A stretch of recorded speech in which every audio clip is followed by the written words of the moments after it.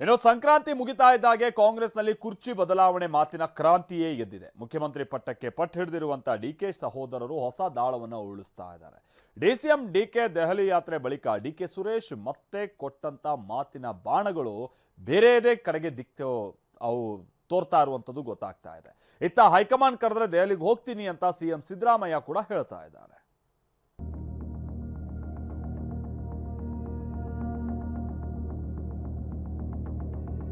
140 ಜನ ಬೆಂಬಲಿಕ್ಕಿದ್ದಾರೆ, including chief minister ನನ್ನ ಬೆಂಬಲಿಕ್ಕಿದ್ದಾರೆ. ಶಿವಕುಮಾರ್ ಅವರು ಯಾವತ್ತೂ ಕೂಡ ಪಕ್ಷಕ್ಕೆ ನಿಷ್ಠರಾಗಿದ್ದಾರೆ ಹೊರತು ವ್ಯಕ್ತಿಗೆ ನಿಷ್ಠರಾಗಿಲ್ಲ. ಏನ್ ಪಂಚಾಯತಿ ಚೇರ್ಮನ್ಗಳೇ ಬಿಡಲ್ಲಪ್ಪ ನಾವು ಮಾಡಿದ್ದು. ಚೇರ್ಮನ್ಗಳು ಬಹಳ ಕಷ್ಟ. ಅಧಿಕಾರದಿಂದ ಇನ್ನೊಬ್ರನ್ನ ಬಿಡು ಮಾತು ಕೊಟ್ಟಿದ್ಯಾ ಅಂತ ಹೇಳೋದು ಬಹಳ ಕಷ್ಟ.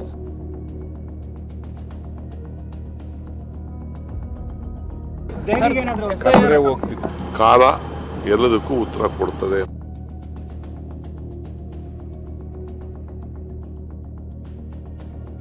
ಕಾಂಗ್ರೆಸ್ನಲ್ಲಿ ತಣ್ಣಗಾಗಿದ್ದ ಕುರ್ಚಿ ಕದನ ಮತ್ತೆ ಸ್ಫೋಟವಾಗಿದೆ. ಪಟ್ಟದ ಮೇಲೆ ಕಣ್ಣಿಟ್ಟಿರೋ ಡಿಸಿಎಂ ಡಿಕೆ ದೆಹಲಿ ದಂಡಯಾತ್ರೆ ನಡೆಸಿದ್ದಾರೆ.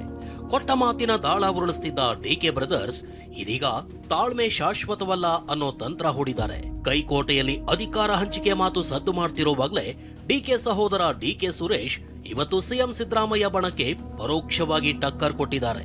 ಏನ್ ಪಂಚಾಯತಿ ಚೇರ್ಮನ್ಗಳೇ ಬಿಡಲ್ಲಪ್ಪ ನಾವು ಮಾಡಿದ್ದು. ಚೇರ್ಮನ್ಗಳು ಬಹಳ ಕಷ್ಟ. ಅಧಿಕಾರದಿಂದ ಇನ್ನೊಬ್ರನ್ನ ಬಿಡು ಮಾತು ಕೊಟ್ಟಿದ್ಯಾ ಅಂತ ಹೇಳೋದು ಬಹಳ ಕಷ್ಟ. ಕೈ ಮನೆಯಲ್ಲಿ ಮತ್ತೆ ಕುರ್ಚಿ ಕಾಳಗದ ಕಿಚ್ಚು ಧಗ ಧಗ. ಅಧಿಕಾರವು ಶಾಶ್ವತವಲ್ಲ, ತಾಳ್ಮೆ ಕೂಡ ಶಾಶ್ವತವಲ್ಲ.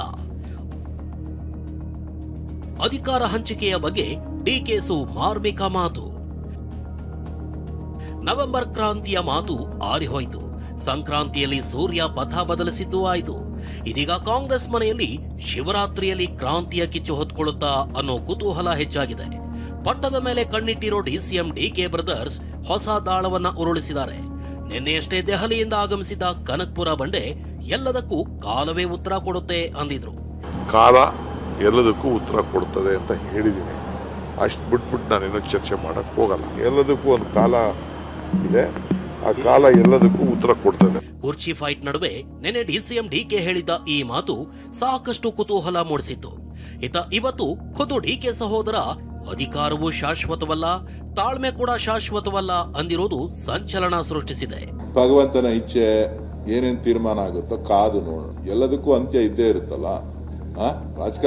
ರಾಜಕಾರಣದಲ್ಲಿದ್ಮೇಲೆ ಯಾವುದೂ ಶಾಶ್ವತ ಅಲ್ಲ. ಅಧಿಕಾರನೂ ಶಾಶ್ವತ ಅಲ್ಲ, ತಾಳ್ಮೆನೂ ಶಾಶ್ವತ ಅಲ್ಲ. ಪಕ್ಷದ ತೀರ್ಮಾನಕ್ಕೋಸ್ಕರ ಶಾಸಕರುಗಳ ಹಿತದೃಷ್ಟಿಯಿಂದ, ನೊಂದ ಕಾರ್ಯಕರ್ತರುಗಳ ಹಿತದೃಷ್ಟಿಯಿಂದ ಎಲ್ಲವನ್ನೂ ಕೂಡ ತಾಳ್ಮೆಯಿಂದನೇ ನೋಡ್ಬೇಕಾಗ್ತದೆ, ತಾಳ್ಮೆಯಿಂದನೇ ಇರಬೇಕಾಗ್ತದೆ. ಜೊತೆಗೆ ಅವರು ಪಕ್ಷದ ಅಧ್ಯಕ್ಷರಾಗಿದ್ದಾರೆ. ಅವರಲ್ಲಿ ಮೊದಲು ಶಿಸ್ತು ಕಾಣಬೇಕು. ಸೊ ಹಾಗಾಗಿ ಆ ಶಿಸ್ತನ್ನ ಪಾಲನೆ ಮಾಡ್ತಾ ಇದ್ದಾರೆ. ಇಷ್ಟೇ ಅಲ್ಲ, ಮುಖ್ಯಮಂತ್ರಿ ಹುದ್ದೆಗಾಗಿ ಬಂಡೆ ಬ್ರದರ್ಸ್ ದಾಳ ಉರುಳಿಸ್ತಿದ್ದಾರೆ. ಮೊದಲು ಚುನಾವಣೆಗೆ ನಿಂತ್ಕೊಳ್ಳೋದಿಲ್ಲ ಅಂತಾರೆ. ಅಧ್ಯಕ್ಷ ಪಟ್ಟ ಬಂದಾಗ ನಮಗ್ ಬೇಕು ಅಂತ ಮಾರ್ಮಿಕ ಮಾತುಗಳನ್ನಾಡಿದ್ರು.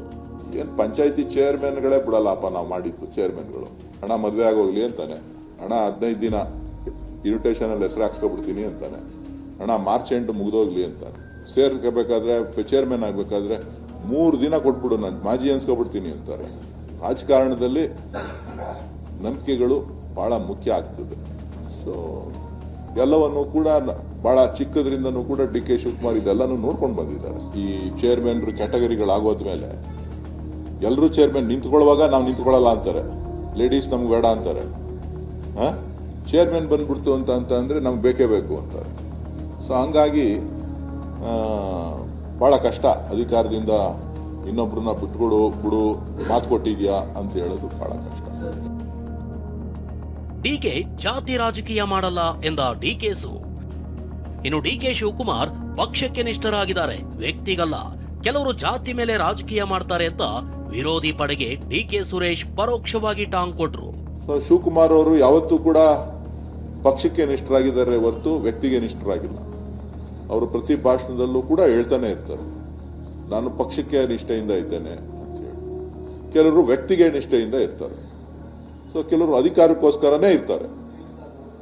ಸೊ ಡಿ ಕೆ ಶಿವಕುಮಾರ್ ಅವರು ಮೊದಲಿಂದನೂ ಕೂಡ ಎಲ್ಲಾ ತರದ ನೋವುಗಳನ್ನ, ಕಷ್ಟವನ್ನ ಪಕ್ಷದ ಜೊತೆ, ಪಕ್ಷದಲ್ಲಿ ಅಧಿಕಾರ ಇದ್ದಾಗ, ಇಲ್ಲದೆ ಇದ್ದಾಗ ಎಲ್ಲ ಸಂದರ್ಭದಲ್ಲೂ ಕೂಡ ಇದ್ದಾರೆ. ಒಬ್ಬ ರಾಜಕಾರಣಿಗೆ ಒಕ್ಕಲಿಗರ ಓಟು ಬೇಕು, ಲಿಂಗಾಯತ ಓಟು ಬೇಕು, ಪರಿಷ್ಠ ಜಾತಿ ಓಟು ಬೇಕು, ಪರಿಷ್ಠ ಪಂಗಡದ ಓಟು ಬೇಕು. ಹಂಗನ್ಬಿಟ್ಟು ಒಬ್ಬರದೇ ಓಲೈಸ್ಕೊಳ್ಳುವಂಥದ್ದೇನಿಲ್ಲ. ಎಲ್ಲರ ಓಟು ಮತಗಳು ಕೂಡ ಬಹಳ ಮುಖ್ಯ ಆಗ್ತದೆ. ರಾಷ್ಟ್ರಕ್ಕೆ, ರಾಜ್ಯಕ್ಕೆ, ಅಭಿವೃದ್ಧಿಗೆ ಕುಂಠಿತ ಆಗುವಂತ ಬೆಳವಣಿಗೆಗಳು ಯಾವುದು? ಈ ಜಾತಿ ಮೇಲೆ ನಡೆಯುವಂತ ರಾಜಕಾರಣ. ಪಟ್ಟದಾಟದ ನಡುವೆ ಬಜೆಟ್ಗೆ ಸಿದ್ದರಾಮಯ್ಯ ಸಿದ್ಧತೆ. ಹೈಕಮಾಂಡ್ ಕರೆದ್ರೆ ದೆಹಲಿಗೆ ಹೋಗ್ತೀನಿ ಎಂದ ಸಿಎಂ. ಕುರ್ಚಿ ಮೇಲೆ ಕಣ್ಣಿಟ್ಟಿರೋ ಡಿಸಿಎಂ ಡಿಕೆ ಶಿವಕುಮಾರ್ ದೆಹಲಿ ಯಾತ್ರೆ ಮುಗಿಸಿ ದಾವೋಸ್ ಪ್ರವಾಸ ಕೈಗೊಂಡಿದ್ದಾರೆ. ಇನ್ನೊಂದು ಕಡೆ ಎಲ್ಲಾ ಬೆಳವಣಿಗೆ ನಡೀತಿರುವಾಗಲೇ ಸಿಎಂ ಸಿದ್ದರಾಮಯ್ಯ ದಾಖಲೆಯ 17ನೇ ಬಜೆಟ್ ಮಂಡನೆಗೆ ಸಜ್ಜಾಗಿದ್ದಾರೆ.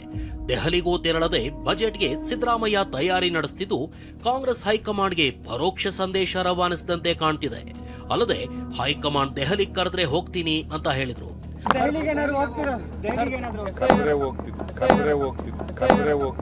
ಪಟ್ಟದ ಫೈಟ್ ಬಗ್ಗೆ ರಾಮಲಿಂಗಾರೆಡ್ಡಿ ಪ್ರತಿಕ್ರಿಯಿಸಿದ್ರು. ಪಕ್ಷದಲ್ಲಿ ಆ ಕಡೆ ಈ ಕಡೆ 10 ಜನ ಇದ್ದಾರೆ, ಮೈಕ್ ಸಿಕ್ಕಿದ ತಕ್ಷಣ ಏನೋ ಹೇಳ್ಬಿಡ್ತಾರೆ ಅಂದ್ರು. ಇತ ಜಮೀರ್ ಅಹಮದ್ ಮಾತನಾಡಿ ಅಸ್ಸಾಂ ವೀಕ್ಷಕರಾಗಿ ಡಿಕೆಯನ್ನ ನೇಮಿಸಿದ್ದಕ್ಕೆ ದೆಹಲಿಗೆ ಹೋಗ್ತಾರೆ ಅಂದ್ರು. ಯಾವೊಂದು 10 ಜನ ಇದಾರಪ್ಪ, ನಾನು ಇಲ್ಲ ಅಂತ ಹೇಳ್ತಿಲ್ಲ. ಈ ಕಡೆ ಒಂದು 4-5 ಜನ ಇದ್ದಾರೆ, ಆ ಕಡೆ ಒಂದು 4-5 ಜನ ಇದ್ದಾರೆ. ಅವರು ನೀವು ಮೈ ಸಿಕ್ಕಿದ ತಕ್ಷಣ ಯಾವುದು ಟಿವಿ ನೋಡಿದ ತಕ್ಷಣ ಏನೋ ಒಂದು ಹೇಳ್ಬಿಡ್ತಾರೆ. ಎಲ್ಲ ಗೊಂದಲ ಸೃಷ್ಟಿಯಾಗಿದೆ. ಇಲ್ಲ ಅಂತ ನಾನು ಹೇಳೋದಿಲ್ಲ. ಅಷ್ಟೇ 10 ಜನ, 10 ಜನದ ಮೇಲೆ ಯಾರೂ ಇಲ್ಲ, ಬೇರೆ ಯಾರು ಕೂಡ ಮಾತಾಡಲ್ಲ. ಡೆಪ್ಟಿ CM ಆಗಿದ್ದಾರೆ. ಆವಾಗ ಅವ್ರು ದಿಲ್ಲಿ ಹೋಗೋದು ಸಹಜ. ದಿಲ್ಲಿ ಹೋಗಬೇಕಾದ್ರೆ ಈಗ ಈ ಬಾರಿ ಏನಾಗಿದೆ, ಅವರಿಗೆ ಉಸ್ತುವಾರಿ ಕೊಟ್ಟಿದ್ದಾರೆ, ಆಸಾಮ್ ಉಸ್ತುವಾರಿ ಕೊಟ್ಟಿದ್ದಾರೆ. ಆ ಕಾರಣ ಚುನಾವಣೆ ಇದೆ, ಏಪ್ರಿಲ್ ಮೇಯಲ್ಲಿ ಚುನಾವಣೆ ಇದೆ. ಆ ಹಿನ್ನೆಲೆ ಹೋಗಿರೋದು ದಿಲ್ಲಿಗೆ. ಸಚಿವ ಸಂಪುಟ ವಿಸ್ತರಣೆ ಆಗುತ್ತಾ ಆಗೋದಿಲ್ಲ? ಅದು ಹೈಕಮಾಂಡ್ ಅದು ನಾವು ಯಾರು ಹೇಳೋಕ್ಕಾಗಲ್ಲ. ನಮ್ಮ ಪಕ್ಷ ಹೈಕಮಾಂಡ್ ತೀರ್ಮಾನ ತಗೊಂಡಿದೆ. ಕಾಂಗ್ರೆಸ್ನಲ್ಲಿ ಅಧಿಕಾರ ಹಂಚಿಕೆ ಫೈಟ್ ಒಳಗೊಳಗೆ ಬೆಂಕಿಯಾಗಿ ಉರಿತಿದೆ. ಶಿವರಾತ್ರಿ ಬಳಿಕ ಕೈಪಾಳ್ಯದಲ್ಲಿ ಬದಲಾವಣೆ ಬಿರುಗಾಳಿ ಏಳುತ್ತಾ ಅನ್ನೋದು ಕುತೂಹಲ ಮೂಡಿಸಿದೆ.